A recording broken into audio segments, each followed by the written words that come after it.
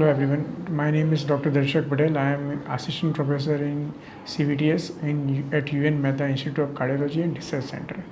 Today's topic is conduits for CABG. Little bit history about the conduits.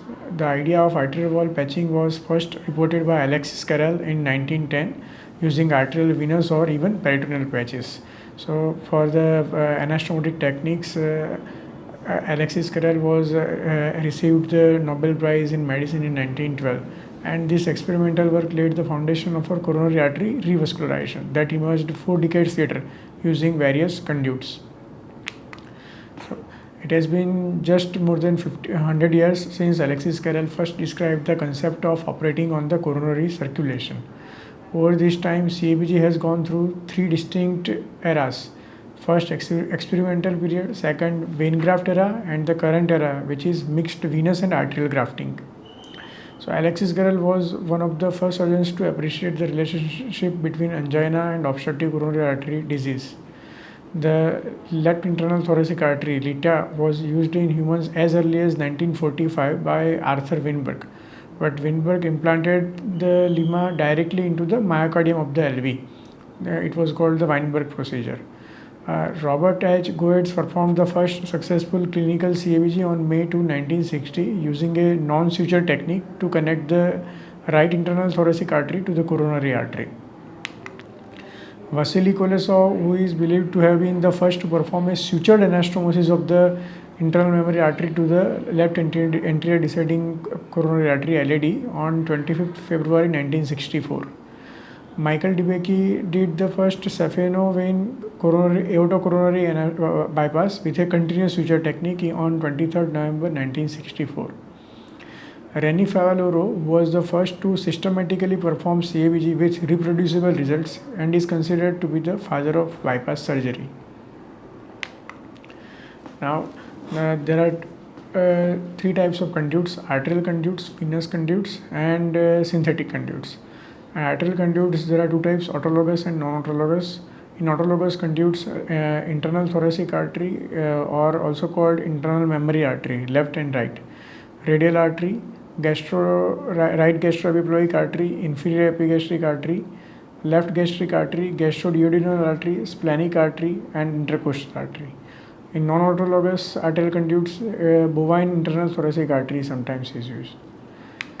In venous conduits, greater saphenous vein, short saphenous vein, and cephalic or basilic vein are used as autologous venous conduits. Umbilical vein and greater saphenous vein homograft are non-autologous venous conduits. Synthetic conduits, there are PTFE, Dacron, and tissue engineered grafts. But for the purpose of this lecture, we are going to focus on the most commonly used conduits in CABG, which are internal memory artery, IMA, radial artery, right gastroepiploic artery, inferior epigastric artery, and greater saphenous vein. Now, little bit about the histology of blood vessels, which will help us to understand the why all these conduits are different and what different properties they do have. Okay, so there are 3 coats of tunica in the blood vessels except in capillaries: tunica intima, tunica media, and tunica adventitia. Tunica intima is lined by the simple squamous epithelium. After that, there is a basal lamina and subendothelial connective tissue. And after that, there is an internal elastic lamina which separates tunica intima from the tunica media. Now, this internal elastic lamina contains fenestrations in varying amounts. These fenestrations allows passage in for perfusion and migration of smooth muscle cells. This passage is important because if the fenestrations are more, the migration of smooth muscles from the media to the intima is going to be more, which is going to cause intimal hyperplasia. Okay. Second layer is tunica media. It is a dense connective tissue layer. It is thicker in arteries than in veins. It is made up of smooth muscle, and smooth muscles are more in arteries than in veins. Outer side of this is the external elastic lamina, which is thinner and with few fenestrations. Most outer layer is called tunica adventitia.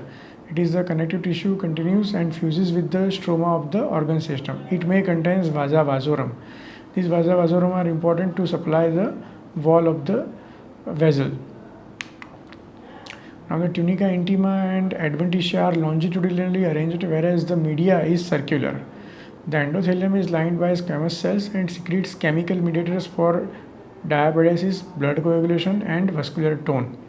These mediators will be important in the functioning of the conduits, which we see later on. Nourishment of the blood vessels. Now the small and medium sized blood vessels have their nutrient and gaseous exchange by direct diffusion from the lumen. A wall thickness of up to 350 micron can be easily perfused through the diffusion from the inside of the lumen.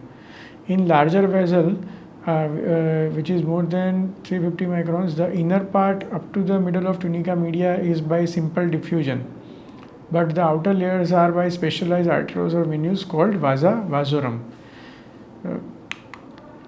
Now the internal thoracic artery, also called as internal mammary artery, ITA or IMA, left and right. Now the internal thoracic artery originates from the inferior aspect of the first part of the subclavian artery opposite the thyrocervical trunk, about 2 to 3 centimeter above the sternoclavicular joint. After rising from the subclavian artery above the first costal cartilage, it runs downwards, forwards, and medially behind the sternoclavicular joint. Here it is related posterior to subclavian vein, and here posterior to is subclavian vein and phrenic nerve. Below the first costal cartilage, it runs along the lateral edge of the sternum up to the 6th intercostal space, where it divides into two branches, superior epigastric and musculophrenic arteries. It is the figure to show the origin of the left internal mammary artery. Now the relationships anteriorly to the internal mammary artery, upper 6 costal cartilages and the internal intercostal muscles of the spaces are there. Posteriorly, sternocrostalis muscle is there. Major branches of the of the internal mammary artery, pericardiophrenic artery, which arises at the root of the neck and accompanies the phrenic nerve. It supplies the pericardium and pleura. Mediastinal branches, these are irregular branches which supply the thymus and mediastinal soft tissue. These are usually 2 or 3 in number. 2 anterior intercostal arteries per space in upper 6 intercostal spaces. Perforating branches to the anterior chest wall, which are present medially when harvesting the internal mammary artery. In females, 2, 3 or 4 perforators supply the breast tissue. Internal mammary arteries, 2 branches, superior epigastric artery and musculophrenic artery. Superior epigastric artery enters the rectus sheath at the 7th cartilage. Musculophrenic artery runs down and laterally behind the costal cartilages and gives anterior intercostal arteries to those spaces. Now, histology of the internal thoracic artery. Internal thoracic artery or internal mammary artery is lined with a typical arterial endothelium. Internal elastic lamina has fewer and smaller fenestrations. This is because of that the internal mammary artery, the intramural hyperplasia doesn't happen. The media contains fewer smooth muscle cells and 5 to 9 elastic lamella. So it is a more elastic artery than the more muscular artery. The proximal and distal and 10 to 20% contains fewer elastic lamella, and usually none are distal to the bifurcation. The adventitia contains dense collagen fibers and loose alveolar tissue that contains adequate vasa vasorum. This is important. Wall thickness is about 200 micron, which is well under the 350 micron that can be nourished by diffusion from the lumen. So even if we skeletonize the left internal mammary artery, its blood supply remains intact. Now, features of internal mammary artery suitable as coronary conduit. Why it is considered as gold standard coronary conduit. Okay, so the internal elastic lamella has fewer and smaller fenestrations. Okay, because of that, the smooth muscle migration does not happen. So the chances of intramural hyperplasia are very less. The muscular media has numerous elastic lamella and fewer smooth muscle cells. Because of that, the chances of spasm are relatively low as compared to the other arteries like radial artery. And the intact endothelium provides EDRF, endothelium derived relaxing factor, nitric oxide, and prostacyclin, which cause the vasodilatation. Now, as it is the arterial conduit, it is used to the arterial pressure. so less intramural hyperplasia occurs in the internal mammary artery. It is a live graft with vasa vasorum, so its longevity is more than the venous grafts. It has the adaptability to increase the blood flow demand. According to flow demand, the blood flow increases or decreases in the internal mammary artery. Internal mammary artery is usually a pedicle graft, so no proximal anastomosis is required. And the anatomical location of the internal mammary artery is particularly suitable for coronary grafting, especially the left internal mammary artery to the left anterior descending artery is considered a gold standard anastomosis. A suitable diameter. Its diameter is 3.5 millimeter, which matches with the coronary's diameter. Okay, and even after we harvest the left internal mammary artery, the chest wall has collateral blood supply. So no major complication happens if we harvest the left internal mammary artery. However, which is not true when we harvest bilateral internal mammary arteries, especially they are harvested in a pedicle manner.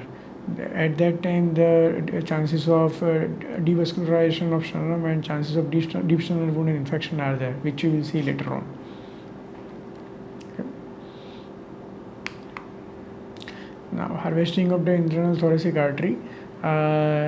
Mostly internal mammary artery is harvested from intrathoracic manner, with the use of the specialized retractor. They are either sternal based or the table based. Okay, so there are three types of harvesting. One is called the pedicle lemma, where we harvest the left internal mammary artery, two accompanying veins, and the surrounding tissue and some amount of muscle.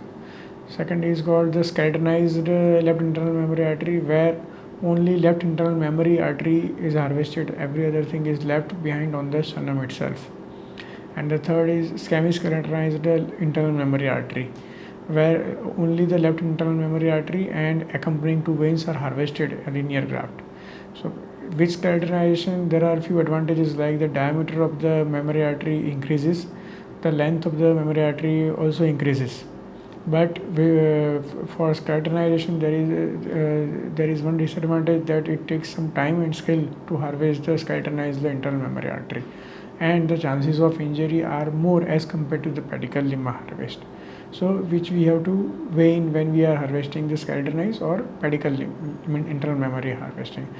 Semi-skeletonized internal mammary artery harvesting is midway and reasonably good way of harvesting the internal mammary artery, which doesn't devascularize the sternum also. Now, methods to overcome spasm. Although the left internal mammary artery has fewer smooth muscle cells and more elastic fibers, still it has tendency to undergo spasm, especially if it is handled in a wrong way. To prevent the spasm, the handling should be minimum. We should not hold the intima, and there are some pharmacologic agents which are used for the relieving of the spasm, like papaverine. Now, papaverine is either used in admixed with blood or in the saline. When we are using extraluminal papaverine, which is 1 to 2 milligram per ml, and intraluminal papaverine, which is 0.5 milligram per ml, which is injected into the mammary artery to dilate it. However, we should avoid hydrostatic dilatation of the mammary artery because of the chances of the injury. The papaverine does causes, when we give intraluminally, because it is acidic, it does cause chemical damage. So unless it is absolutely necessary, we should not use intraluminal papaverine as well. But extraluminal papaverine is commonly used in the practice. Now, the grafting strategy. Lemma is grafted on the left anterior descending coronary artery. Here the chances of patency are much more at the end of 10 years. Other configurations are lemma anastomosed to the left circumflex coronary artery. In those cases, lemma can be wrapped right internal mammary artery, can be anastomosed to the left anterior descending artery. Now, lemma also has the same properties as the lemma. It also has the same histologic properties as the left internal mammary artery, and the patency rates are also similar to the left internal mammary artery, especially when it is anastomosed to the anterior descending artery. Now, if the lemma is damaged, it can be used as a free graft. The flow of the lemma should be good when we anastomose it. It should be between 3 to 150 ml per minute. If we are anastomosing lima as a free graft on the diseased aorta, we should use the SVG hood or pericardial patch because of the diameter discrepancy. We will see the other configurations of left internal mammary artery and right internal mammary artery. Now, when we harvest the lima, there are some conditions like history of radiation for the malignancy, history of previous chest surgery. These conditions cause difficulty of dissection of the left internal mammary artery. Previous thoracic surgery also causes the difficulty of dissection of the left internal mammary artery, because in those cases the mammary artery is adherent to the chest wall and it is difficult to harvest, and sometimes the injury occur when harvesting. Now, fragility of the ITA in very old age patients and especially in female, the left internal mammary artery sometimes is very fragile and prone to trauma and dissection. Now we have to understand the limitations of flow through the arterial conduit. Whenever we have a patient of cardiogenic shock or acute MI or in the emergency situations, the arterial conduit do not revascularize the heart immediately. At that time, venous conduits are used because we want immediate revascularization of the heart. And also, when we use arterial conduits in those patients in the postoperative period, if the pressures are dropped, the arterial flow decreases drastically, whereas the venous flow still remains somewhat.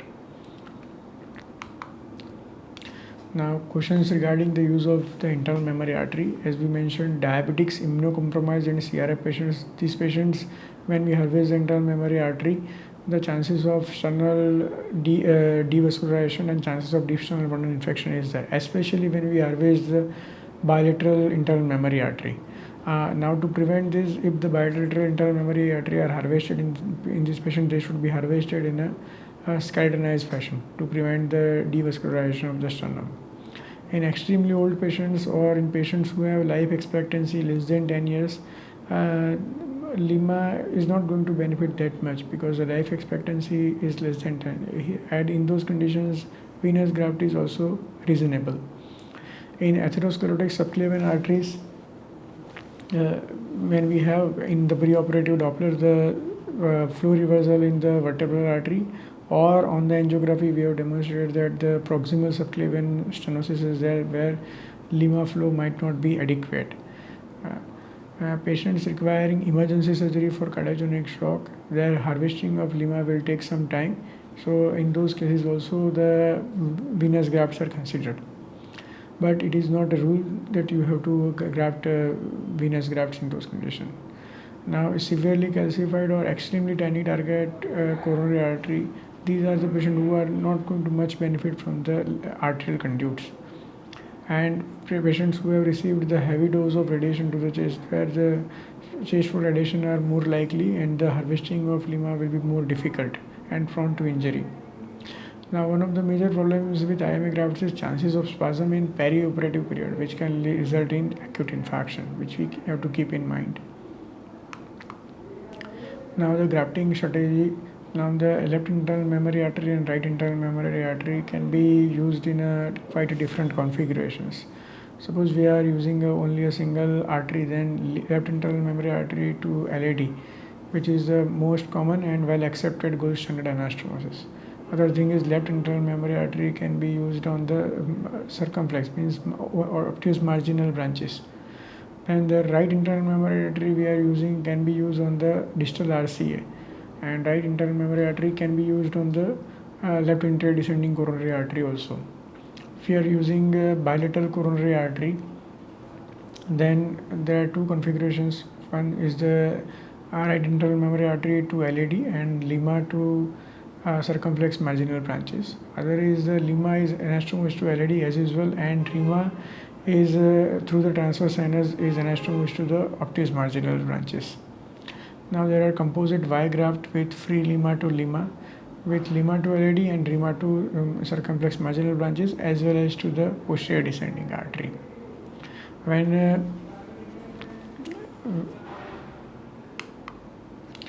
now the patency. Lima to LAD graft has 92 to 97% patency at the end of 1 year, 88 to 96% at end of 5 years and 88 to 93% at 10 years. The RIMA to LAD patency is also similar, but on other grafts it is slightly less than the LIMA by 5 to 10%. The failure rate of internal thoracic artery grafts is 0.5 to 1% per year between years 1 and 10. Beyond the 10th year, only anecdotal data are available right now. The patency rate of Y grafts is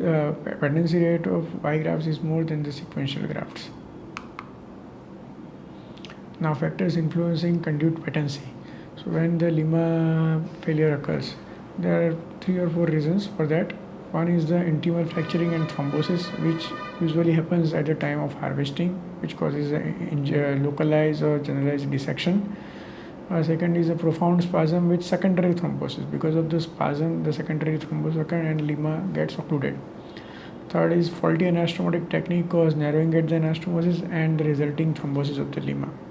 Third is in very severe coronary artery disease, we have used LIMA at the time because of the poor runoff, the chances of LIMA thrombosis are there. And the other thing is in competitive coronary flow causing thrombosis. When the proximal coronary artery lesion is not critical or not severe enough for the arterial flow, at that time competitive coronary flow occur and the LIMA might get thrombosed because it has adductive flow.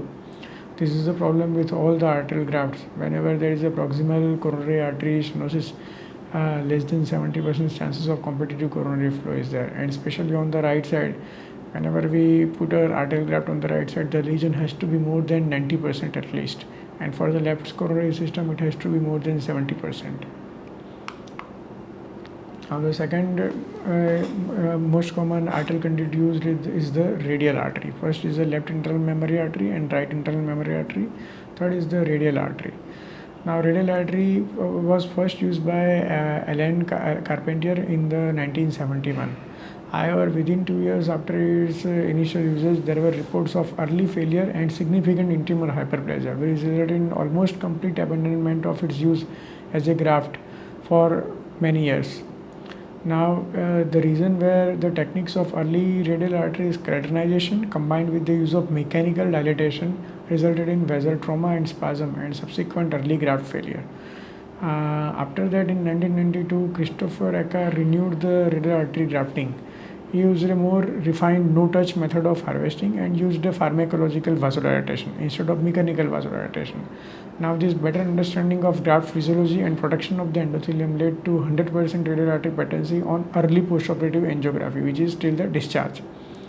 A number of randomized control trials that have compared the radial artery to SVG and free right internal thoracic artery as the graft for non-LAD targets showed that the radial artery to have superior patency on 5-year angiographic follow-up.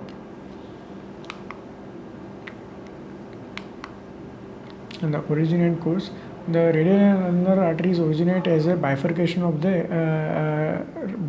brachial artery in the cubital fossa. Radial artery runs along the lateral aspect of the forearm between the brachioradialis and flexor carpi radialis muscles. Proximal to the wrist, it splits into superficial and deep palmar branches, forming an anastomosis with the distal branches of the ulnar artery in the hand, which is called palmar arches, which is important when we harvest the radial artery to maintain the perfusion of the hand. Now, histology of the radial artery. Radial artery is a medium-sized muscular artery with relatively more fenestrations in the elastic laminas. Because of that, the chances of intimal hyperplasia are more as compared to the internal mammary artery.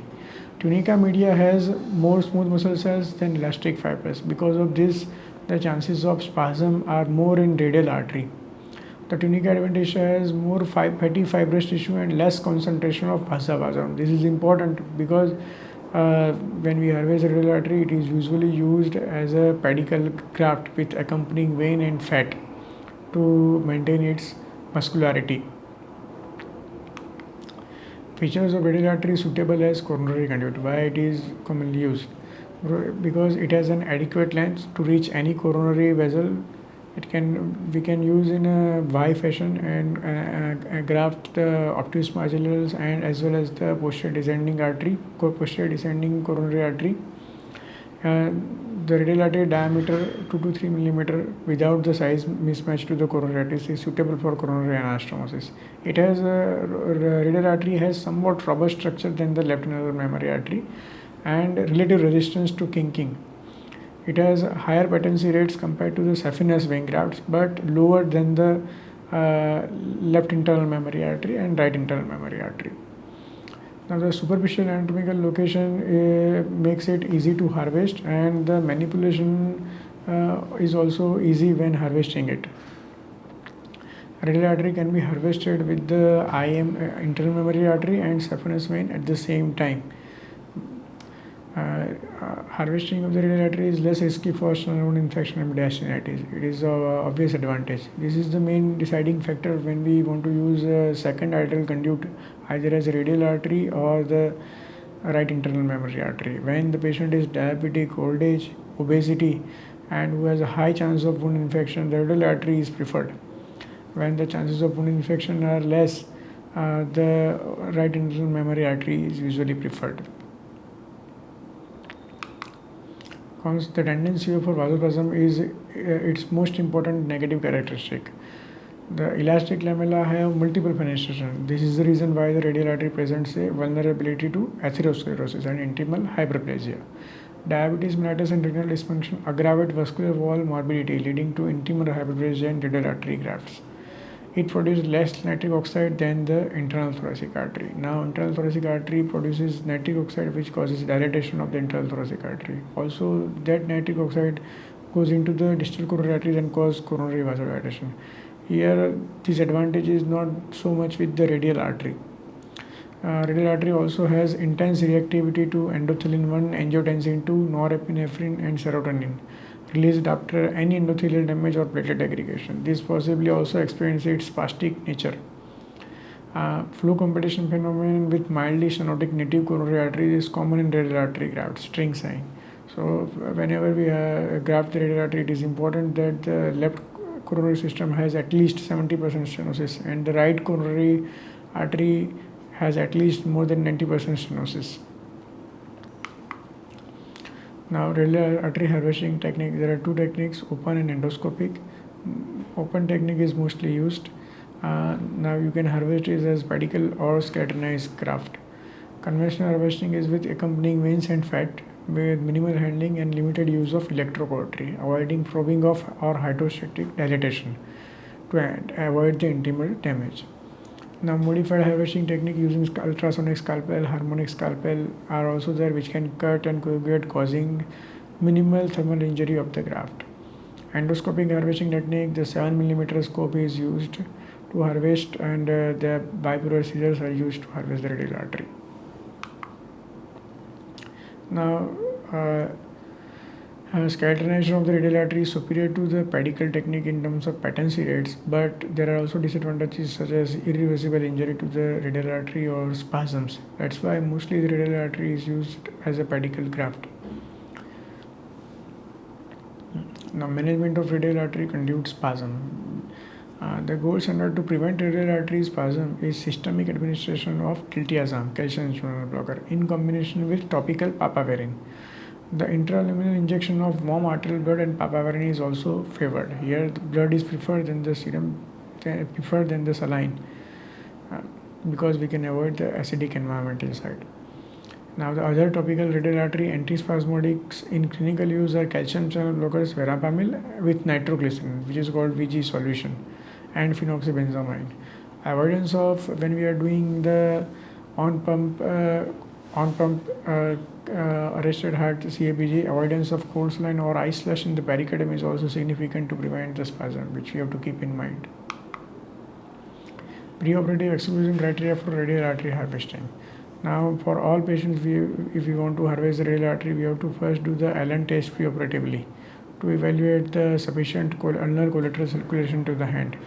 Modification to the Allen test, a Barbeau test using a pulse oximeter, usually based on the first or second finger, contributes to assure an intact palmar arch, observing the pulse and saturation. This is the method we commonly use before harvesting the radial artery. You can use the preoperative Doppler study also for evaluation of the ulnar collateral circulation to the hand, and also for the radial artery assessment also.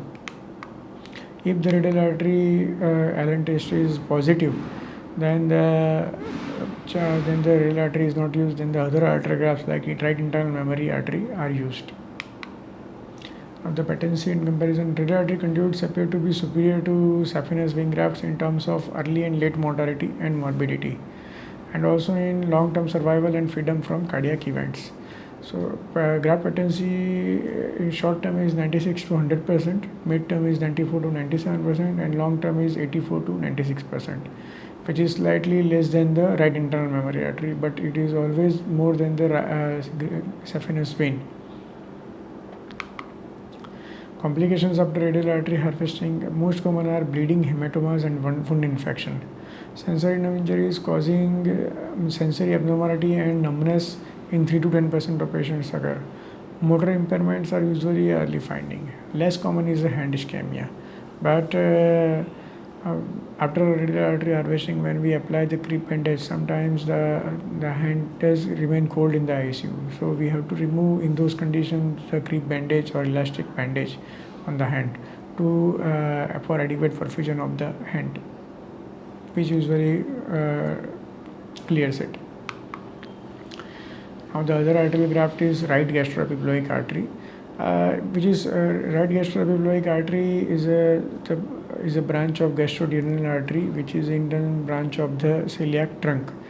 Now the histology of right gastroepiploic artery is similar to radial artery. It has more muscular tissue, so more chances of spasm.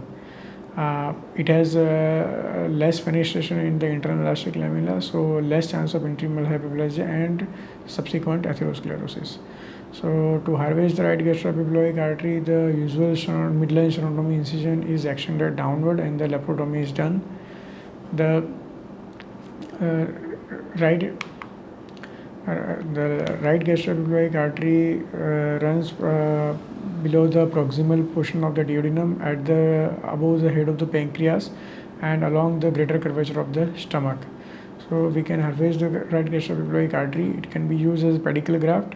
We can make a cruciate incision in the diaphragm and make a hole in the diaphragm and pass the right gastroepiploic artery in the mediastinum, and we can anastomosis is as on the inferior surface like on the PDA or PLV, which is the common site for the anastomosis of the pedicle graft. Now Parole Taylor with 51 right gastroepiploic in situ grafts with a patency rate of 90% in 31 patients prior to hospital discharge, and at 1 year 80% patency at 1 year he demonstrated. Mills et al. Showed 82% patency at 11 months. Summa et al. Showed 10-year patency of 87%. So in reduced surgery, when no other option is available, the RIMA, left internal mammary artery, RIMA or venous grafts are used. This is the artery which is available. To keep that in mind, and it may use as an alternative. Although in our practice, the right gastroepiploic artery is not commonly used. Another infrequent used arterial conduit is inferior epigastric artery. So the inferior epigastric artery is a branch of the femoral artery. It passes superomedially from inguinal canal towards the midline. In 1988, Puig et al. Reported the use of inferior epigastric artery as a bypass conduit. The pros are its superficial course makes harvest easy. It is a near perfect match with the branches of the RCA and LCX, the diameter wise. It has the resistance to arteriosclerosis. Its internal elastic lamina has minimal fenestration. That's why. The disadvantages are proximal anastomosis is difficult because of the wall thickness mismatch. So it is mainly used as a composite graft, like in a Y fashion, with other arterial grafts. The most frequent complication is an abdominal or retroperitoneal hematoma. Although rare, cases of skin and ductus muscle necrosis are reported. Its use is favored on unavailability or unsuitability of other conduits, or when we want to preserve the one IMF of the future. It is mainly so these are the arterial conduits. Now the most common venous conduit we use is the greater saphenous vein, which is very widely used. It has more versatility and which can generally the diameter is adequate enough and the length is also adequate enough, so we can graft almost any coronary targets. So the greater saphenous vein, it is formed by the dorsal venous arch of the foot and the dorsal vein of the great toe. After that, forming, it ascends up the medial side of the leg, passing anterior to the medial malleolus and at the knee posterior to the medial condyle. It receives tributaries from other small superficial veins. The greater saphenous vein terminates by draining into the femoral vein, immediately inferior to the inguinal ligament. Now the histology of the great saphenous vein. The wall of the saphenous vein contains a thin intima separated from the media by a rudimentary internal membrane. The media consists of two distinct layers of muscle cells, outer circular with abundant collagen fibers and inner longitudinal with few elastic fibers. The prominent tunic adventitia with poor vasa vasorum. The elastic lamina is very poor and interrupted. So here, because of the elastic laminas are very poor and have more fenestrations, the chances of smooth muscle migration are more. So the intimal hyperplasia and resulting atherosclerosis chances are more in venous grafts. Also, the vein has a very poor vasa vasorum supply. So if we harvest the vein in a skeletonized fashion without accompanying fat, chances of it becoming rigid over the period of time, it is more. So that's why the no touch technique with surrounding fat tissue, the concept of harvesting vein with surrounding tissue came to maintain its patency for a long time. As a conduit, greater saphenous vein has some advantages. It is superficial and easy to harvest. It is less time consuming to harvest it. The size is suitable for the coronary anastomosis. Greater saphenous vein has adequate length which can be anastomosed to any coronary targets. After harvesting, there is less scarring, quick healing and less complication relatively. Disadvantages are development of vein graft disease, which we see later on towards the later part of the lecture. It has a low potential to secrete intrinsic nitric oxide and prostacyclin, unlike arterial conduits or internal memory artery. The flow is not adapted to high arterial, the structure of the vein is not adapted to high arterial pressures, which causes intimal hyperplasia. It has poor interluminal perfusion because of its high thickness, and thus skeletonized graft can be considered as a dead graft because there is no vasa vasorum in the vein graft. The diseased vein cause a problem like varicosities when we harvest the vein, so these veins should not be used routinely. Contraindications are varicosities, deep venous thrombosis, peripheral vascular disease, skin disease, diabetic ulcers, recently traumatic disease. These are relative contraindications, last three. But varicosities and DVT are absolute contraindications. We should not harvest the venous graft in those patients. Diagnostic test, we can do preoperative Doppler venography and mapping, or usually by inspection preoperatively, we can have the idea about the conduit. Now the harvesting techniques, there are three techniques. One is the continuous incision, which is most commonly used. Second is the interrupted bridging skin incisions. And the third is the endoscopic vein harvesting. Now because of the vein has poor vasa vasorum and the intraluminal supply is very less, we should harvest the vein with a adequate fat pad. We should maintain a proper luminal uniformity, and we should avoid heterostatic dilatation because of there is a damage from the pressure. If at all we have to do heterostatic dilatation, blood is preferred instead of the saline.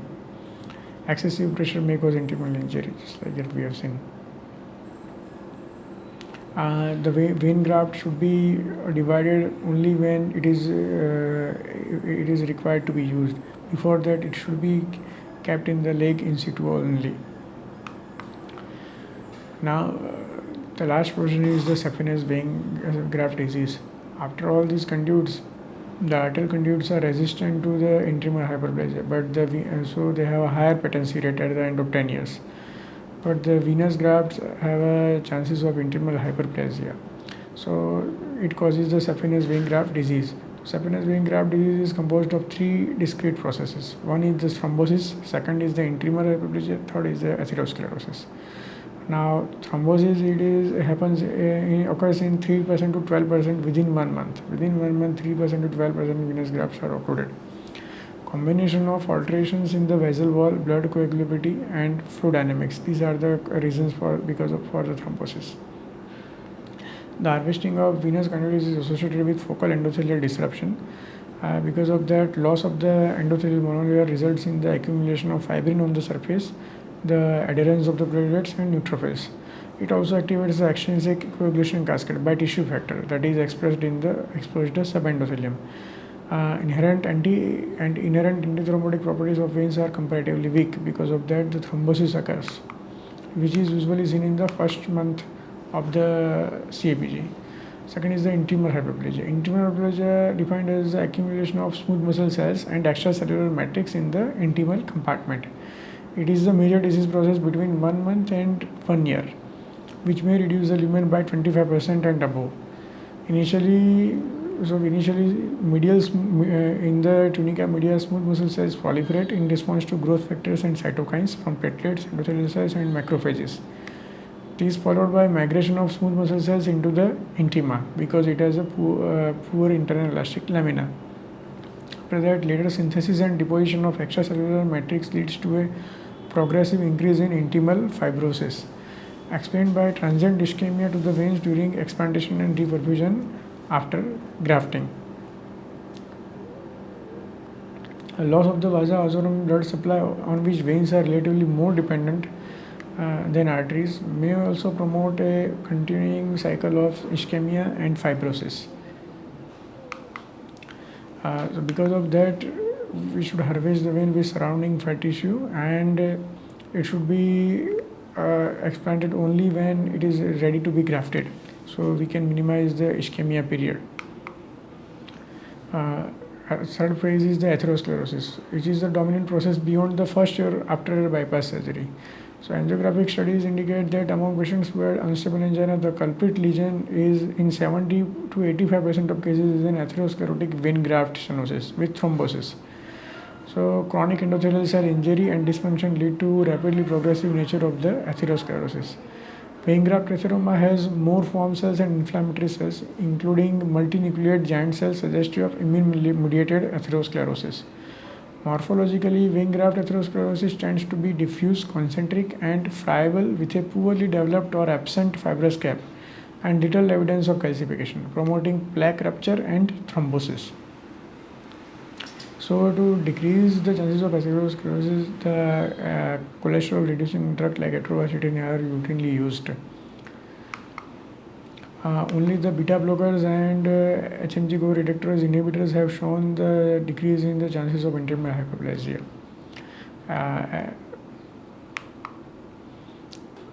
Risk factors for vein graft disease: the patients who continue to smoke or have uncontrolled hypertension, diabetes, dyslipidemia, and female gender. These are the risk factors for development of the vein graft disease. Thank you.